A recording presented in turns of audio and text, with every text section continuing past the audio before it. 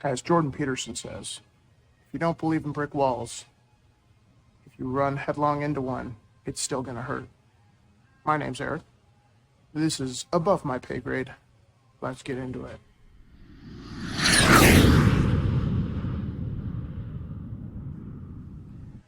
Well, I'm out here in Portland, and they don't believe in brick walls. Uh, the brick walls they don't believe in is the law and general order. Oh my gosh, this place is. I, I want to put this delicately, but it is a hellscape of epic proportions. Beautiful place as far as the surrounding area, but downtown Portland, man, I just walked around and I'll show you some of the footage, but it's hard to put into words what I was seeing downtown. I watched a guy yell at a trailer for 15 minutes. And that is every city block. I wanted to go to the Pendleton store. I don't know if you guys are familiar with that. It's like an older clothing store. They started out of Oregon. And as I was walking there, the entire building is boarded up. The entire thing. And you're walking, trying to find the door. I finally found the door, and it looks like it's barricaded. And then I try to enter the door, and it's locked. And you have to knock, and then they'll let you in, one at a time. And this was virtually every store downtown, every single one. And they're locked, and then they'll let you in if you look like a paying customer. And I walked down the street a little further to the Apple store, and you guys have probably been to an Apple store before. It's all glass on the outside typically. And this place looked like Alcatraz. It was like 12 foot tall, chain link fence, and there's like security guards on either side. And the city is so weird because for a city who virtually every street corner, every business has signs like this, love and justice, and I've never seen so much human suffering in my life. It's like everybody's miserable, everyone's on drugs. Sad. But they're kind of denying the reality that if they take away all the rules, then people will just love each other and society will work. It doesn't seem to be working here. I'll just tell you from personal experience. I don't know if any of the viewers have been here in the last couple of years, but it is hard to believe what I was seeing downtown. Some of the strangest behavior I've ever seen in my life. And it's kind of dead, too. It's like, how can any business really survive down there? And there's always second and third order effects. Like people say, well, the insurance will pay for it, but what if you can't get insurance? What company is going to want to insure a business who's getting broken into once or twice a month, or their windows are being shattered once or twice a month? I don't think any company is going to insure that business unless their premiums are through the roof. It really is wild. And then you drive around and you walk around, and there are, I'm not kidding you when I say this, try not to be hyperbolic here, there are tents on every street corner. Here's an example of that. I was driving by every underpass, everywhere. There's just tents and garbage. And I was walking down the sidewalk. There's a sidewalk in the nice part of town. And there was a guy, he had a bonfire on the sidewalk.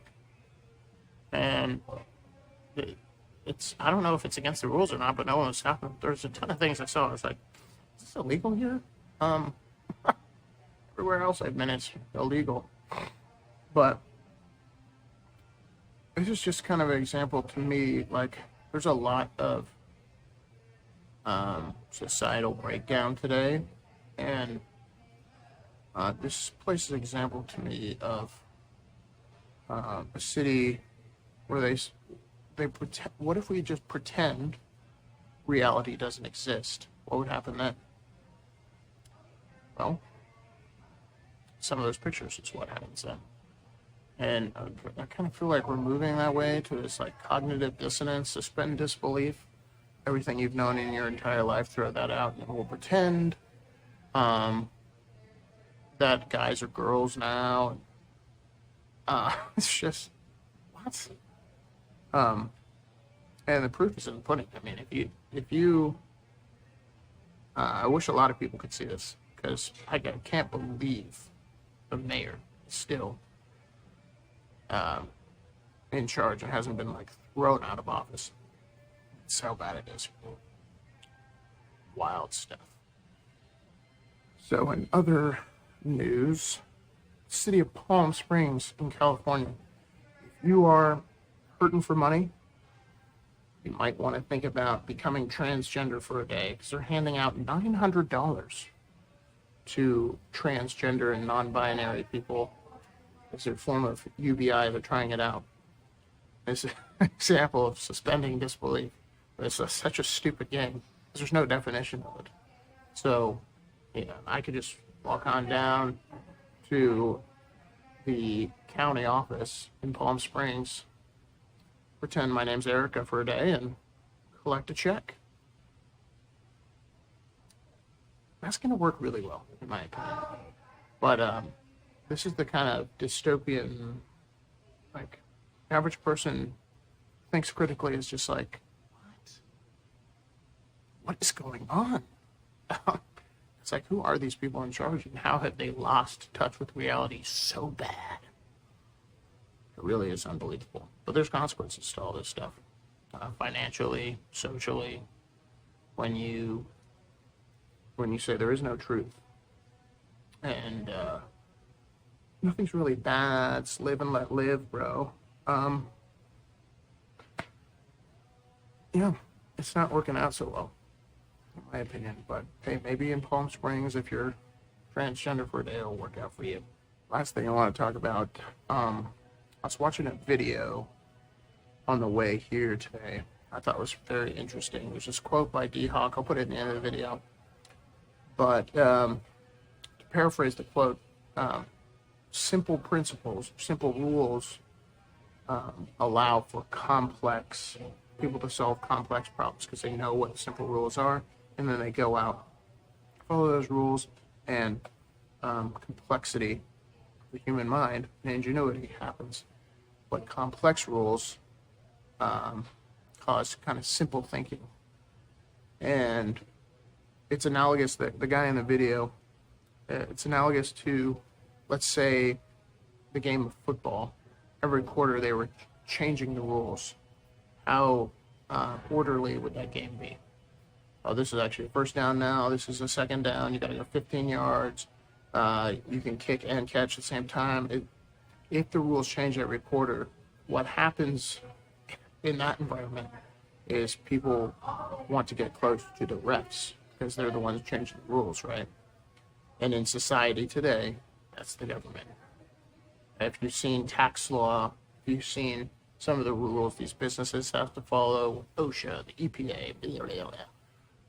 It's so complex that people aren't even able to use their ingenuity, and it causes simple thinking. I thought that was kind of profound way of looking at it. It's like, when you have this administrative state that kind of every little move you make, there's a rule for it. You have to file, trust me, I have experience with this. You're technically supposed to file Form 87 Bravo Alpha on Thursday, and they're not here today, and you're supposed to use a number 2 pencil, and you used a pen, and by regulation, that kind of stuff just hampers innovation. It hampers ingenuity in the human spirit, creativity, thinking outside the box. And definitely I felt that, where I've worked in the past, and I'm sure in society, if you're an entrepreneur, you feel that too. Something that makes complete sense to you. Um, there's a rule. There's a rule for that, and it just hampers you using your mind, in my opinion. Let me know what you guys think in the comments. I'll get some more footage. I'll be out here for the next couple days. Beautiful place, it really is. Mount Hood's in the background. I'll get some pretty footage for you, but I was surprised at this place. Hard to put into words. But thanks for watching. Thanks for listening. I'll see you in the next one.